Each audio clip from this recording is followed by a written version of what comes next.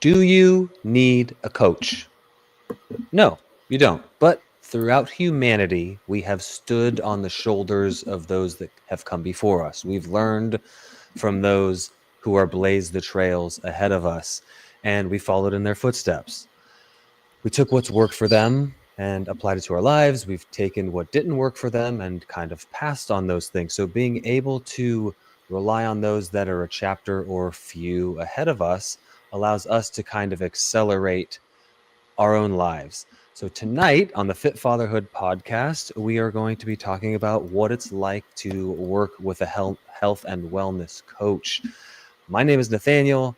My partner Zach here is a nutrition coach and a CrossFit coach, and I am going to pick his brain on exactly what it's like to work with a coach before we get into the questions and the answers. How you doing, brother?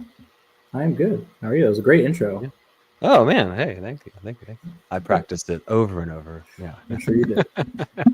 uh, yeah, I'm glad to be here. I'm glad this is a topic that I think most people don't think about is paying a coach, paying a mentor for their time. I know you and I align on that. I have paid for coaching at different various points of my entrepreneurship career so far. And as soon as I kind of unlocked some new levels in myself by paying for somebody's time, it made me go, okay, where can I do the same thing? And where can I apply that? So I wanted to just kind of start with, as a nutrition coach, as a nutritionist, what do you actually do? That's a good question. And, I like what you said. It helps kind of create a shortcut on, hey, let's take somebody else's experience and speed up my process, right? So it's going to take you a shorter amount of time to achieve the goals that you want to get to achieve and not make a bunch of mistakes along the way. That kind of Yeah. adds time to how long this is going to take. Like you mentioned, I have done that as well, getting mentorship, getting a community, and it has made a massive difference in where I was able to get to in the time that I was able to get there. And so hiring a nutrition coach, using a nutrition coach, sometimes it's a little bit harder for people to kind of justify that because the stuff that we've been doing, real estate, business, you spend money, which will bring in more money. So the ROI is very tangible. It's very easy to see and kind of get that immediate return and like actually put numbers to it. So I think that's the first hesitation that I see is that like, hey, why am I paying for this? Like, what am I going to get out of it? Obviously, we know if you follow through with it, you're going to get healthier and fitter and all that stuff. And, that is nice and great, but maybe it's not as intangible as like giving money out, getting money back. So I think that's the first kind of part of that. The second part is, as a nutrition coach, like what am I here to do? I'm here to figure out where are you currently at with your nutrition, with your health, with your fitness, and not just from what are you putting in your mouth, but what other areas in your life can you improve your health and fitness with? A lot of people, there's different facets, right? There's 5 or 6 different areas. There's sleep, there's stress, there's the nutrition itself, there's movement, there's a bunch of different components to it, and you're likely not failing in all of those. So I work through, where are you succeeding? What has worked for you in the past? Because most people that are going to see or going to possibly pay a nutrition coach have tried something in the past, whether it's a diet or even another coach or another program. And so I'm going to see what parts of that did you like, what parts worked for you, and see how can I take you from where you are now to where do you want to go. And that can be, again, a variety of things. A couple people in our community, one of them is trying to gain weight. The other one trying to lose weight, right? And again, gain weight in a controlled fashion where I'm putting on muscle and not just putting on weight. But the end goals can be very opposite, but a lot of the foundational things, basic things still need to happen. So I can help one person get to where they want to go, and that's going to be a different path, different action items, different things to do. So it's taking the unknown, which I think with the internet, there's so much information, but there's also too much information that can confuse you. It's like, okay, what's best for you at this moment? And not only do we come up with a plan, but then I can hold you accountable as we go through this process. And I think that in itself is the biggest challenge. I think you can find the right information, and everybody knows I need to get 7 to 8 hours of sleep a night. I need to drink 100 ounces of water a day. I need to eat more vegetables and protein. Like, we all know what to do, but there's a reason you're not doing it. And it's because you don't have any accountability there with you. So that's the biggest piece of it. outside of coming up with a game plan is now I can know what your game plan is. I know what action steps are you supposed to be taking. Now, are you taking them? If you're not, why not? And how can we get you to start taking those actions? Yeah. Yeah, I like that. I should have mentioned, well, I'm going to mention it now. A couple of these questions, the next one I'm going to ask, I would not have thought to ask, but have come from our Fit Fatherhood Facebook group community, people that are interested, in maybe coming down the road of a health and wellness coach, a nutrition coach, but aren't ready to pull the trigger yet. This next one is actually one from the community. What's the difference between a nutrition coach and a dietitian? Yes, that's a good question.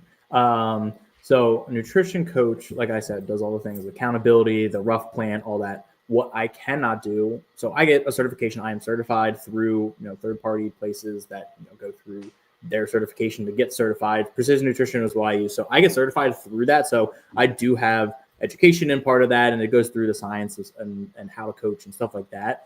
But really what separates me from a dietitian is really that dietitians they have tons more hours of work and clinical and like one-on-one time with people, but they also treat specifically medical conditions. So, if you have IBS or if, you're dealing with cancer stuff or anything like that specific, maybe there's kidney issues or things like that, I can't come up with a meal plan and say, hey, this is going to fix it, right? That would be outside of my scope of work. But a dietitian would be able to specifically make meal plans and work around that for you specifically. So you'll probably pay someone like that more, or maybe it's through your insurance.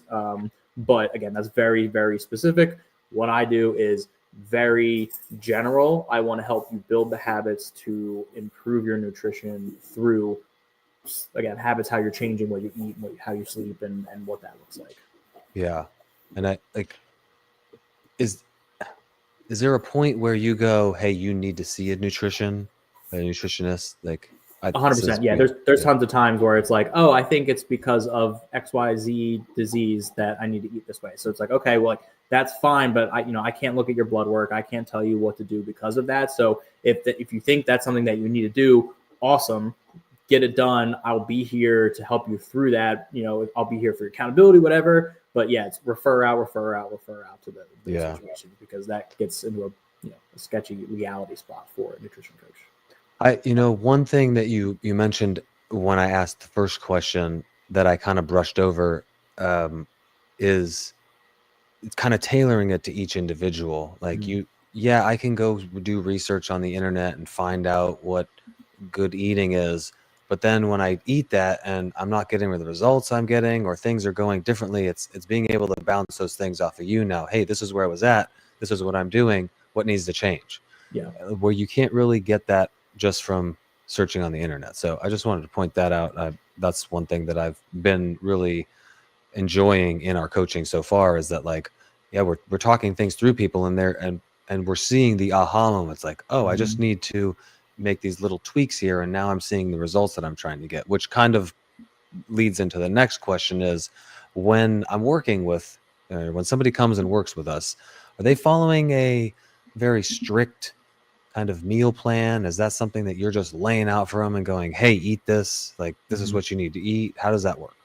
Yeah, most of the time I don't even like to start there, because a lot of the times, and we're working with somebody now who had went through a program where they provided meal plans and he had to cook it, and it was very precise and all that stuff. And it's time consuming. It's a lot of work to do that. And there are populations where getting a meal plan, getting macronutrients, your protein, carbs, fat breakdown, where that's going to be the thing that you need to do to kind of take that next step, right? Maybe you plateaued, you have all the basic foundational habits down, right? So, but most people are coming in at, I like to do level 0, 1, and 2. So level 0 is like, hey, I need to work on the basic, just good nutrition choices. I need to work on changing my identity around how I think food and how I think of myself as somebody who is a person who cares about nutrition and is really focused on doing that. So that's the level 0 person. And most people are in that category. I don't jump right to the meal plans because it's overwhelming and it's extremely hard to do. A lot of people that we talk to, especially with the dads out there, right? You're balancing your family, you're balancing your career, you're balancing any other sides of it, and then you're balancing health for yourself. Like, there's a lot of things to juggle. So jumping right into a meal plan is only going to set you up for failure for the most part. So no meal plan, but a lot of it is like, hey, eat more protein, add some veggies in. Like, don't change anything else, but just add those good things in. If you do that, that's typically the first step that we have had people go through, and that makes the biggest difference. Do we get to the point where if you really have a goal, like one of our members has a goal, like, hey, I want to get super shredded, right? That takes a lot of work. We'll get the foundation stuff down, but then we'll need to come up with maybe not specific meal plans, but macros. And now you have to tell me, what food do you want to eat? And like, we'll dial that in, but that's level 2 where it's like, hey, this is short term. We know this isn't something that's going to be sustainable, but this will really get you to have a good idea on how much you're eating and really lock in the results. Yeah. Well, then, you mentioned one thing there is, which again, you can't really get online. You got to talk to somebody about this, and it's changing that mindset. It's changing, it's flipping the script and like, hey, this is how I eat. This is how I'm healthy now. This is the type of nutrition I eat. It's not a diet. It's not a fad. It's not something that you're going to just do for a few weeks. And this is your life. This is you're a new person now. So I just wanted to highlight that.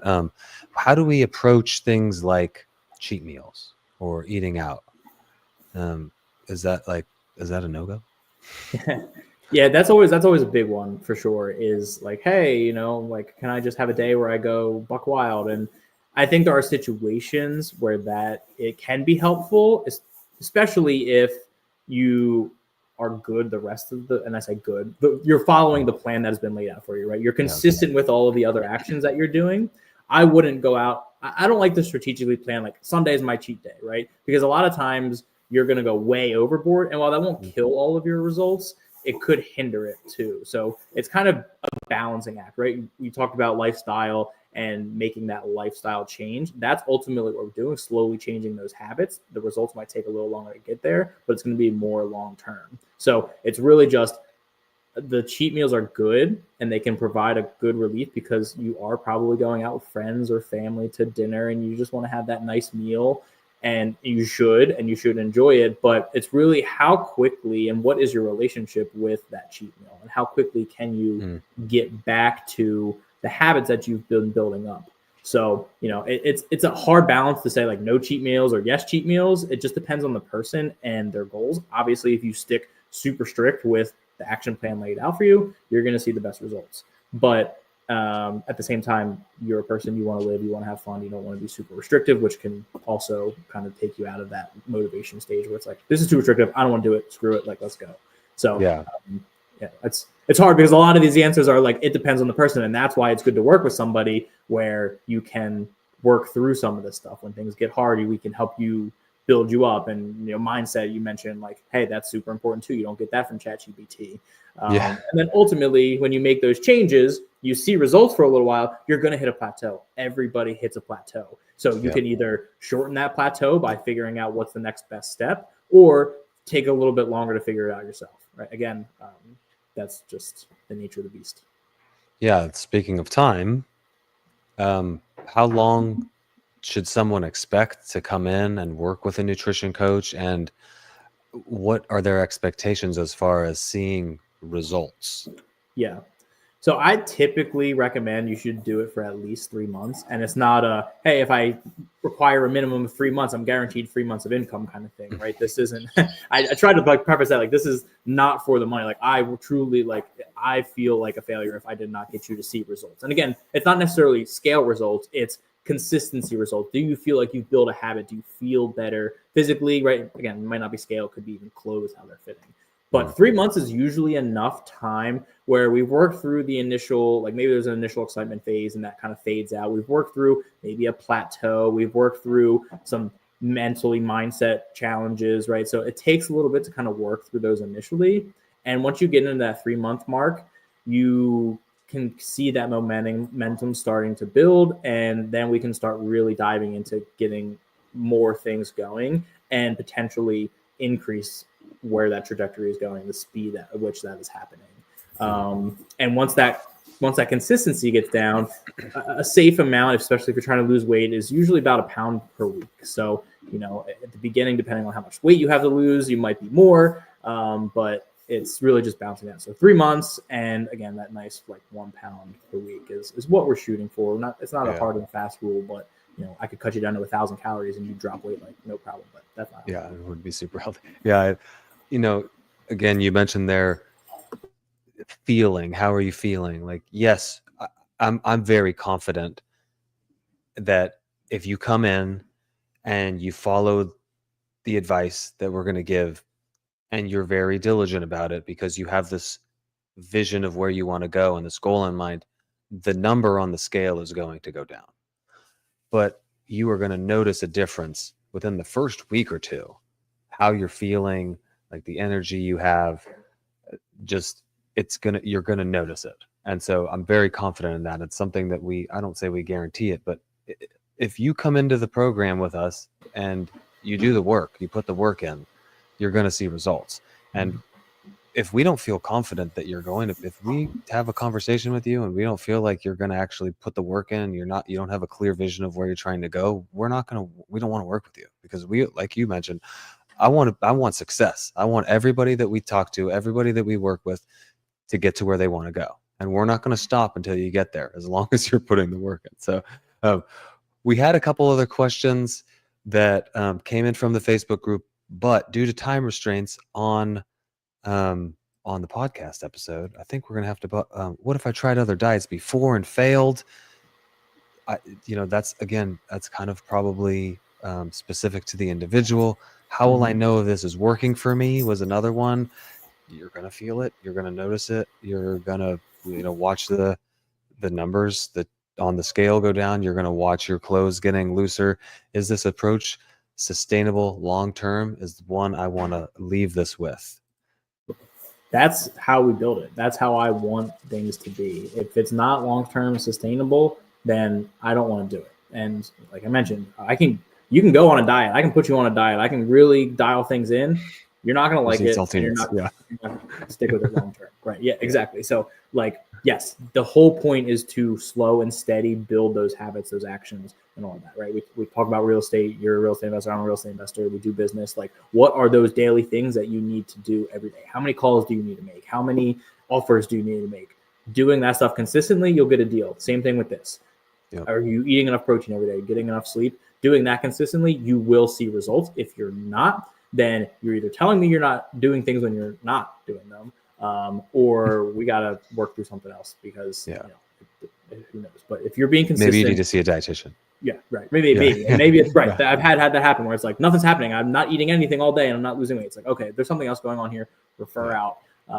But if you're doing the actions consistently and being, depending on how strict you are, but doing those consistently, you're going to see the results. I guarantee it. Yeah, I love it. And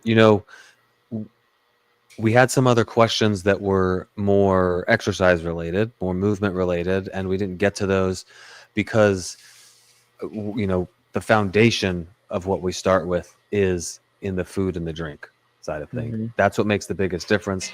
These are the things that you're going to build your habits around. Yes, movement is a part of it. Movement is part of the program that we do with everybody that comes into our fold.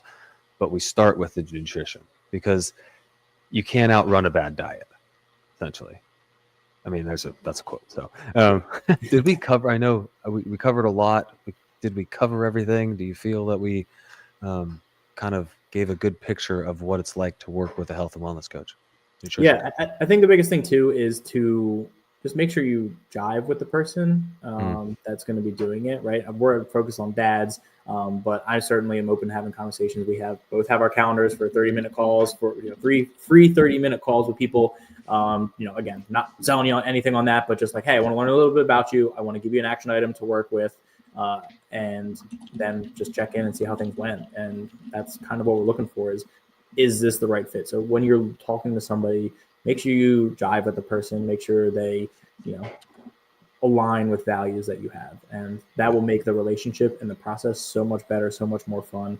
And I mean, that's been my experiences. Like, the people that I'm friends with, I've built friendships with through coaching them and really getting to know them. So that would be my leading. Yeah, I love it. As always, we have a call right after this, a Zoom call. If you have any questions, The link for that is in the description. If you're joining us live right now, we are going to jump right into that Zoom. If you're not live with us, you're seeing this in the future, come join the Facebook group Fit Fatherhood. The link is for that is also in the description as well. We've got a cool community, growing, very supportive people. As soon as somebody makes a post in that group, a bunch of people are coming in to offer their support. Like Zach mentioned, if you want to dive a little bit deeper with either of us, we did open our calendars up for free coaching calls. Those links should be in the description as well. Get on there. We'll kind of dive into where you're at, where you're trying to go, and we'll try to leave you with one actionable item for the next 2 weeks for you to focus on and hopefully get the results. This Thursday, what is it, the 27th? You have your Zoom call on Thursday night, 7:30 Eastern time. What are we talking about this week? Yeah, nutrition talk. 3 tips on how busy people can kind of get their nutrition in, their meals in. So Yep. I put a little post out on kind of what those 3 tips are. We'll dive into those and a little, maybe a little 4th tip as well. Oh, a little bonus. All right. Well, as always, appreciate you being here. If you were here live, hit that like button, subscribe to the channel if you're not already subscribed. If you're watching this in the future, do the same. See ya.